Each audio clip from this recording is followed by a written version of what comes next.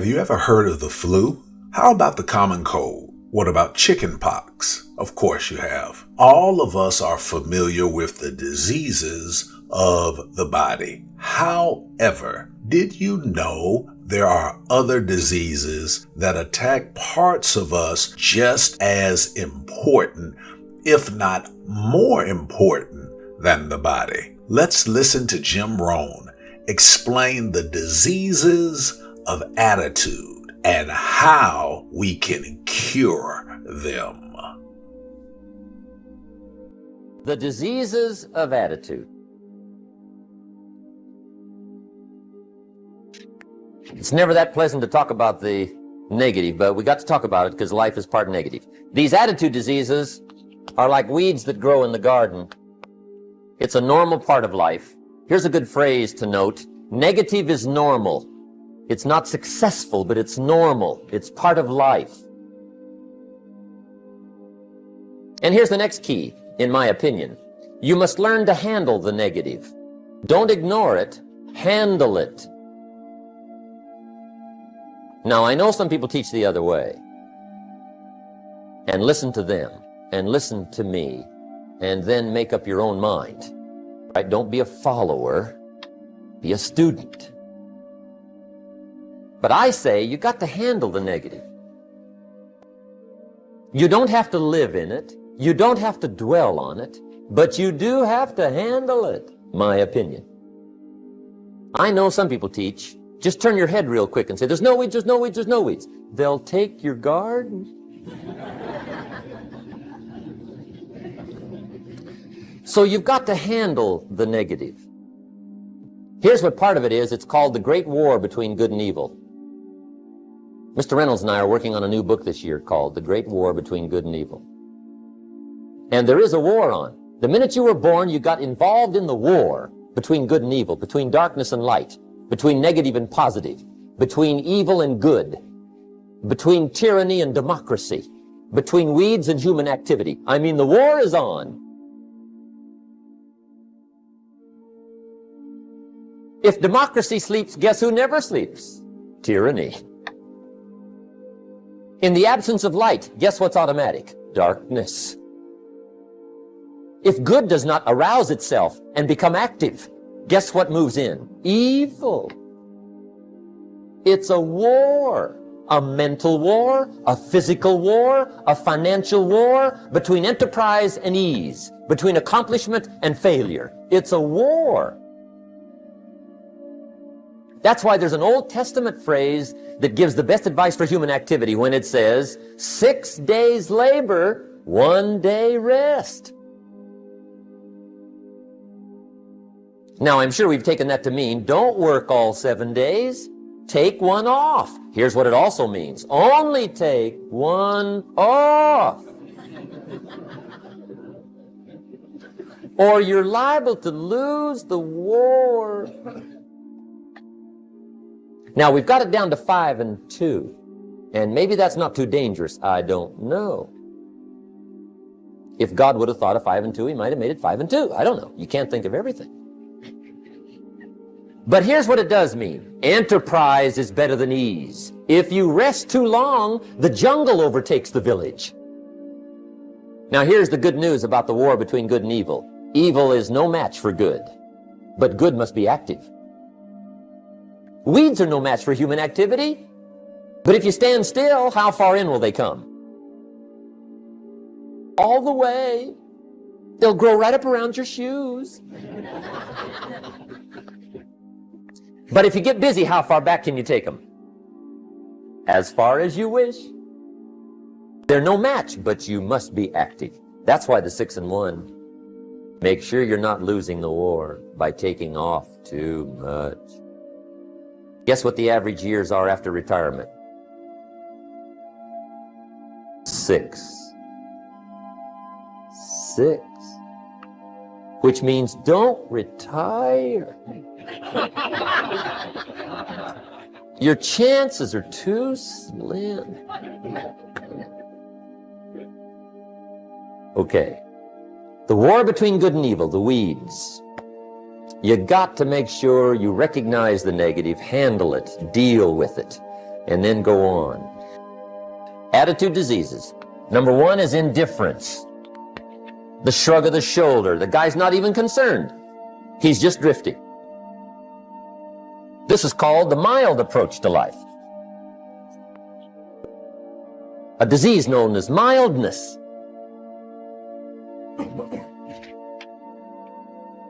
The guy says, well, I can't see getting all that worked up. Well, to be any kind of winner, you gotta get worked up. There's one problem with drift. You cannot drift to the top of the mountain. And the good Lord said in the closing chapters of the Bible, here's the best way to live, one way or the other. That's best. Hot or what's next best? Cold is next best to hot.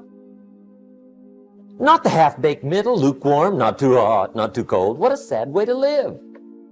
I think what it means is pick a direction and go with everything you got. Just pick one and go.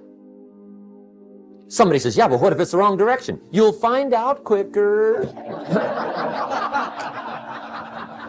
It won't take you 25 years to wake up and say, oh no, I've been walking the wrong road. I told my staff the other day, next best to prosperity is adversity. If one doesn't get you, pray for the other. We all do better from one of two reasons, inspiration or desperation. And I don't wish anything bad on you tonight, but if you're not inspired, I hope a wagon comes down your rut. Whatever it takes to get you to try harder, read more, set your goals, and go for it. Somebody asked me one time, what quality would I pick if I wanted to work with somebody? And you know what I picked first? Number one, strong feeling. Please, number one, give me somebody that feels strong. About most anything, I don't even care. Just so they believe it. Even if they disagree with me. Wonderful. Just so they disagree vigorously. I'm not saying it's easy to win those kind of people to your point of view, but I'd rather do that than to try to resurrect people from the dead. Pump them up every month. Pump them up, pump them up. I pass. Here's the key to the good life. Learn to put everything you've got into everything you do. Whatever you are doing, pour it on. It will quickly open up into opportunity or quickly disclose to you that you ought to be doing something else. The delusion is, if I had a better job, I'd really pour it on. See, that's delusion. Wherever you are, pour it on. Don't give somebody half a job for a day's pay. Pour it on. See, that'll help change your life. Get rid of this disease. Here's the next attitude disease, indecision. Mental paralysis. The guy can't make up his mind and it becomes a disease. Pretty soon he knows he's got it. The guy says, well, I know I'm on the fence. But he says, what if I get off on the wrong side? Listen, after a while it doesn't matter. Just get off. Any side will do. A life full of adventure is a life full of many decisions. The ones that turn out to be wrong give you better experience to make better decisions.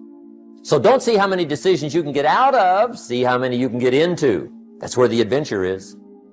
So shake off this disease, indecision. The next one is doubt. Doubt's like a plague. And one of the worst is self-doubt. There are many, but that's one of the worst. The guy doubts himself. Doubts if it'll last that long for him. Doubts if he can do that well. Doubts if he can make that much. Doubts if he can accomplish all that.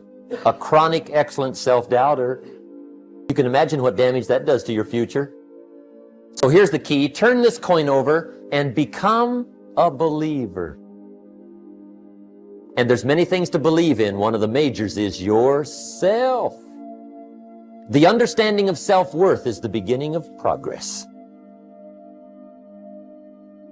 Now, if those three don't get you, this one will. Worry.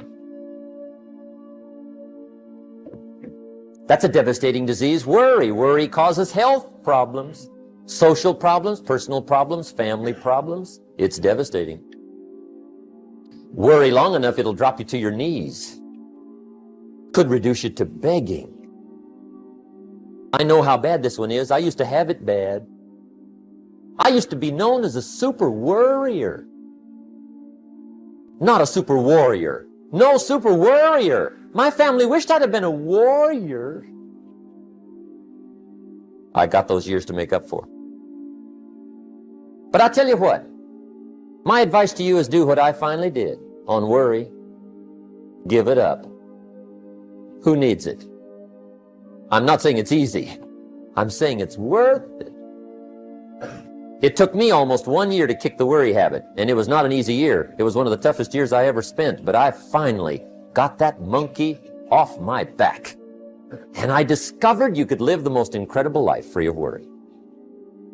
Not free of challenge, not free of difficulty, free of worry. I learned how to do it, and you can. Here's the next attitude disease. Over-caution. Some people never will have much. They're too cautious. Now, you can also be too reckless, but you can also be too cautious. This is called the timid approach to life. And my caution was always the risk. Risk used to drive me right up the wall. I used to say, what if this happens? It's called the language of the poor. What if this happens? And on top of that, if this was to happen, look at the fix I'd be in. I better not try. I could always ace myself out. Then I'll tell you what changed my whole life when I finally discovered it's all risky. The minute you were born, it got risky. If you think trying is risky, wait till they hand you the bill for not trying. If you think investing is risky, wait till you get the tab for not investing. See, it's all risky. Getting married is risky. Having children is risky. Going into business is risky. Investing your money is risky. It's all risky. I'll tell you how risky life is. You're not going to get out alive. That's risky. The Englishman says, well, if that's the way it's going to work out, let's give it a go. Right, that's what it's for. Give it a go. Somebody says, yeah, but I'm looking for safety and security. Fine, then huddle in a corner. We'll cover you with a sheet, bring you 3 meals a day. And we'll protect you, feed you, look after you, care for you. We won't let anything happen to you. And you'll probably live to be 100. The guy said, well, yeah, I'd live to be 100. But what a way to live. Right. What a way to live, safe and secure. Don't ask for security. Ask for adventure. Better to live 30 years full of adventure than 100 years safe in the corner. And see, it's not important how long you live. What's important is how you live. Here's the next attitude disease. We're almost through with this motley list. In fact, we're almost through. Hang on. The next one is pessimism. Pessimism, the deadly disease of always looking on the bad side, the problem side, the difficult side, checking all the reasons why it can't be done. The poor pessimist leads an ugly life. He doesn't try to figure out what's right. He tries to figure out what's wrong. He doesn't look for virtue. He looks for faults. And when he finds them, he's delighted. How ugly. This is the poor guy who looks through the window, doesn't see the sunset. He sees the specks on the window.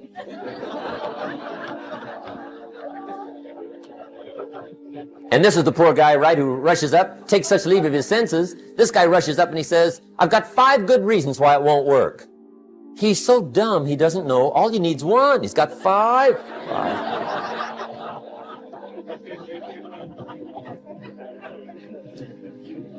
To the pessimist, the glass is always half empty.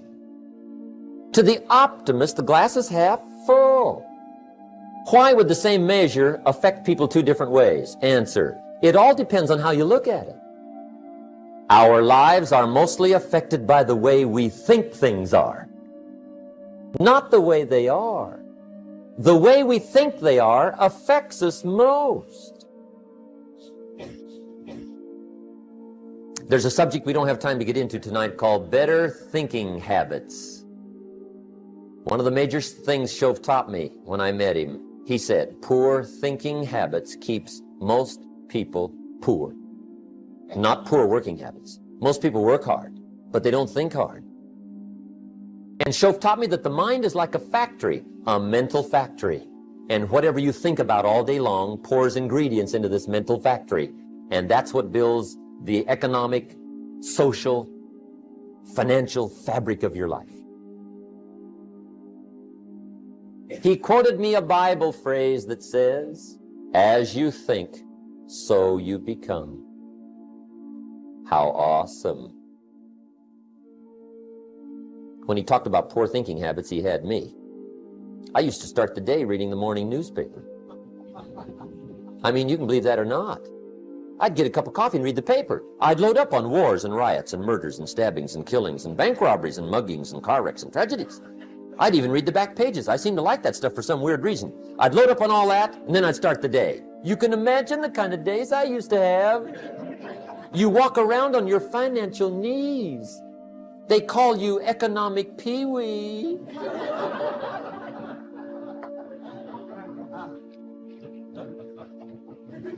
The guy says, I want to be a great leader. Wonderful. The first thing we do is follow him to his house. When we get there, we walk in and check his library. Number one. Somebody says, well, why check his library? The reason is because what a man reads pours massive ingredients into his mental factory, and the fabric of his life is built from those ingredients.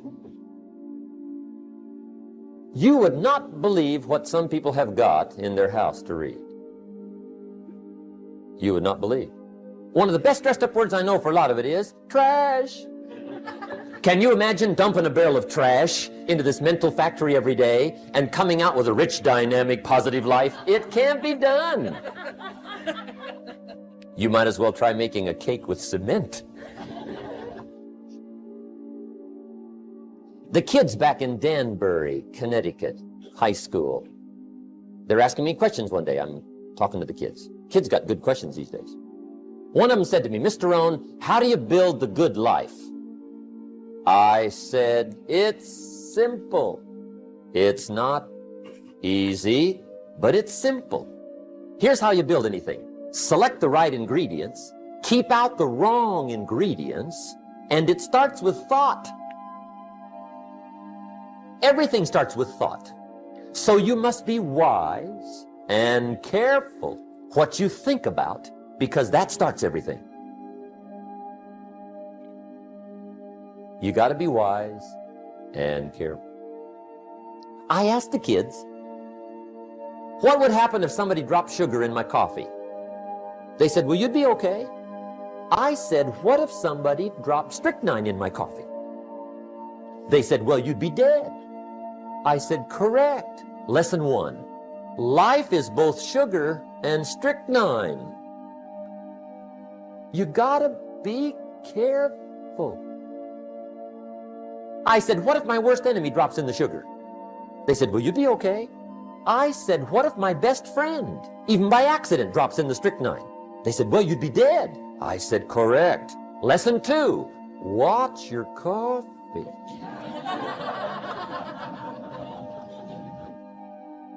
You got to be careful. See, it doesn't matter who hands you the bad stuff. It doesn't matter where you get the bad stuff. It'll still do its damage on your bank account, wherever you get it. Mr. Shoaff gave me one of the greatest phrases when I first met him when he said, Jim, every day stand guard at the door of your mind. How important. Stand guard at the door of your mind. And you decide what goes into your mental factory. Don't let anybody just dump anything they want to in your mental factory, because you've got to live with the results. Okay, here's the last disease, and we're through with this list. In fact, we're almost through. Hang on. The last subject is very brief. The last disease, but this one is deadly. Engage in this one, indulge in it even slightly, and you might as well forget the future because it's going to forget you. Complaining, crying, whining, griping. A Bible word called murmuring. See, that'll ace your future. Spend 5 minutes complaining, and you have wasted 5. And you may have begun what's known as economic cancer of the bone. Surely they will soon haul you off into a financial desert and there let you choke on the dust of your own regret. I hope I said that well, so you won't forget. It's a deadly disease. If you don't think it's bad, ask the children of Israel of Old Testament fame. Typical of us all, their story just happened to get in the book. Story says, children of Israel were slaves. God performed a series of dazzling miracles and got them out. And now they're heading for the promised land. Remember the story? Heading for the promised land. Tragedy of the story, they never got there. Reason. From day one, they started to complain. They griped about the water. They griped about the weather. They whined and cried and griped about the food. They griped about the leadership. They whined and cried because it was too far, too cold, too hot, too difficult, too miserable. I mean, they whined and cried for years. Finally, God said, I've had it, trip canceled. Or something like that. The story says, they died in the desert, never got to the promised land. Which I think means 2 things. Indulge in this long enough, you get your future canceled. And I guess it also means even God himself can only take so much.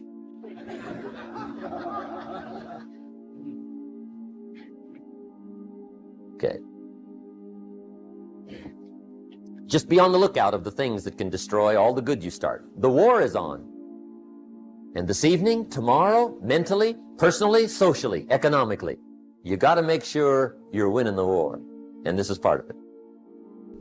Let's review to make sure we've got the points. Our action steps will be the cures for each of the diseases, so listen very carefully. Based on the world and our environment, it's easy for us to have one or all of these diseases of attitude and not really think much of it because we've normalized the behaviors. Make sure what Jim talked about hasn't afflicted you. The diseases, indifference, you don't care which way up or down, hot or cold, the cure, make a decision, good or bad, preferably good, but make a decision. Doubt. This is possibly the worst. This has stopped more people even before they get started. The cure, believe. The other side of the coin of doubt is belief. Believe what's possible. Believe you deserve good things to happen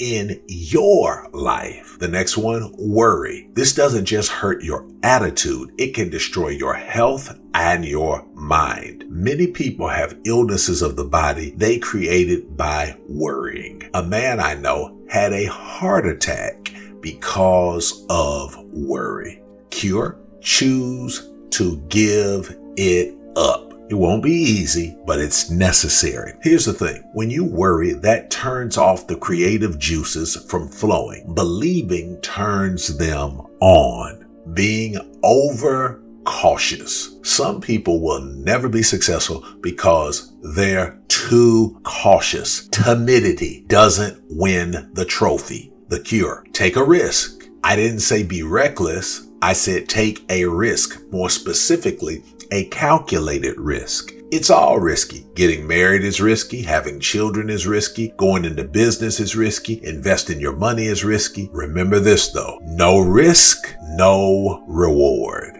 Pessimism. Always seeing the worst in things and or people. The cure. Realize most things aren't the way we think they are. How we think forms our perspective. Think of the biggest problem you had 5 years ago. Looking at it now, was it as big or insurmountable as you thought then? Most likely not. Realize some good can be found in almost all situations. And finally, complaining, crying, whining, griping about everything. The cure: choose to be grateful. Gratitude is the magic word that turns a person from complaining into a person who is appreciating. The funny thing is, when you appreciate more, God or the universe gives you more to appreciate.